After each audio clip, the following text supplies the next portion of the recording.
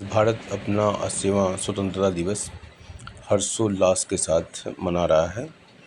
14 अगस्त की विभाजन विभीषका दिवस के उपरांत 15 अगस्त का दिन कई मायनों में महत्वपूर्ण दिवस के रूप में मनाया जा रहा है, क्योंकि विभाजन के समय जो त्रासदियाँ हुईं, उन त्रासदियों में हमारे पूर्वजों ने क्या कुछ सहा, और उसके बाद 15 अगस्त एक प्रकार से आत्ममंथन का दिवस है, एक प्रकार से आत्मावलोकन का दिवस है, एक प्रकार से हमको अपने उन पूर्वजों को याद करने का दिवस है कि जिन्होंने अत्यंत पीड़ा सीमा के उस पार सहा, और सीमा के इस पार भी उनको पीड़ा का सामना करना पड़ा। और उनके जज्बातों को पूरा करने का दिन है, भगत सिंह के आह्वान को पूरा करने का दिन है, तिलक के आह्वान को पूरा करने का दिन है, आज़ाद के त्याग को पूरा करने का दिन है। और तमाम स्वतंत्रता संग्राम सेनानी जो किताबों की पृष्ठों से उनको वो पहचान न मिल पाई, वैसे स्वतंत्रता संग्राम सेनानियों को याद करने का दिवस है। उनकी मूल भावनाओं को पूरा करने का एक कर्तव्य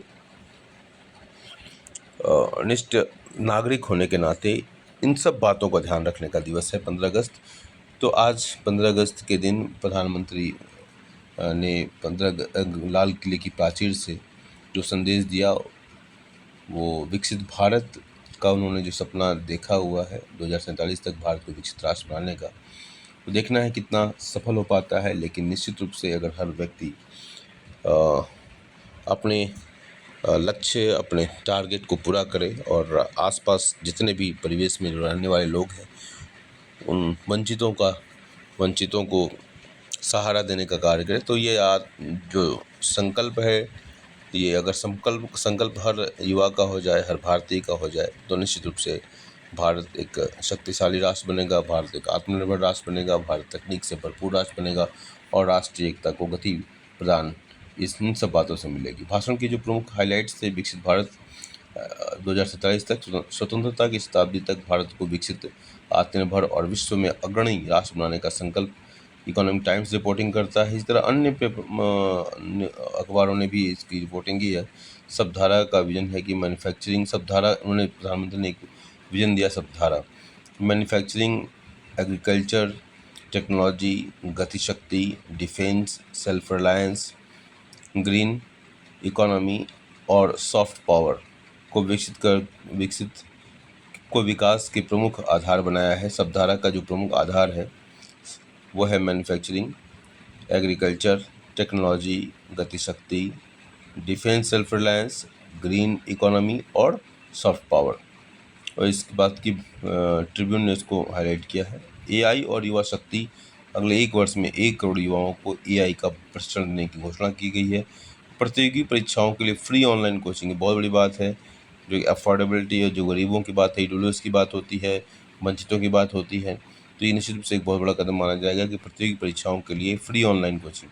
तो बहुत सारे जो गरीब हैं, जो अफोर्ड नहीं कर सकते हैं, वो आरक्षण वाले जो कैटेगरी उसमें नहीं आते हैं, लेकिन वो वास्तव में बहुत गरीब हैं, तो ऐसे लोगों के लिए काफ़ी फ़ायदेमंद हो जाएगा। सबके लिए फ़ायदेमंद होगा, लेकिन उनके लिए विशेषकर, क्योंकि उनका सरकार का कोई इससे पहले कोई स्कीम नहीं थी कि ऐसे गरीबों के लिए।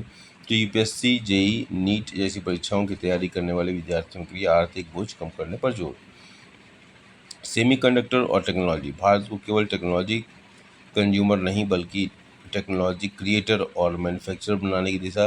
एनर्जी सिक्योरिटी, दीर्घकालीन ऊर्जा आत्मनिर्भरता और न्यूक्लियर एनर्जी कैपेसिटी बढ़ाने का लक्ष्य। इंडियन एक्सप्रेस कहता है बांग्ला स्पोर्ट्स और ओलंपिक्स 2036 ओलंपिक को ध्यान में रखते हुए देश भर से स्पोर्टिंग टैलेंट खोजने की पहल। आत्मनिर्भर भारत, डिफेंस, मैन्युफैक्चरिंग, इलेक्ट्रॉनिक्स और क्रिटिकल टेक्नोलॉजीज़ में विदेशी निर्भरता कम करने का आह्वान। इकोनॉमिक टाइम्स कहता है राष्ट्रीय एकता और सुरक्षा, देश की एकता, सामाजिक सद्भाव और आंतरिक सुरक्षा को विकास की अनिवार्य शर्त बताया। टाइम्स ऑफ इंडिया ने युवाओं के लिए सबसे महत्वपूर्ण संदेश, भाषण का सबसे बड़ा टेक अवे युवाओं के लिए यह है कि नौकरी खोजने वाली पीढ़ी नहीं, अवसर समाधान करने वाली पीढ़ी बनो। आज के युवाओं के लिए पीएम का विजन मूलतः AI plus innovations plus skills plus entrepreneurship plus nation building का है। ठीक है, तो नौकरी के पीछे मत भागिए, अपना स्टार्टअप बनाइए, अपने समाधान जो प्रॉब्लम्स को आइडेंटिफाई कीजिए, उसका सोल्यूशन ढूंढिए। कंप्यूटर साइंस इंजीनियरिंग स्टूडेंट्स के लिए इसका सीधा अर्थ क्या होगा? कोडिंग सीखो, एआई सीखो, प्रॉब्लम पहचानो, सॉल्यूशन बनाओ, स्टार्टअप इनोवेशंस करो और भारत के लिए ग्लोबल प्रोडक्ट बनाओ। सिर्फ डिग्री और प्लेसमेंट तक सीमित रहने के बजाय AI, semiconductor, cyber security, robotic, quantum technology, defence tech, green tech और डीप टेक जैसे क्षेत्रों में अपनी क्षमता विकसित करना आने वाले भारत की दिशा से जुड़ता है। और सबसे सुंदर बात, 2047 का भारत आज की युवा पीढ़ी ही बनाएगा। आज का विद्यार्थी 2047 में केवल भारत की प्रगति देखेगा नहीं, बल्कि उसके निर्माण का हिस्सा होगा।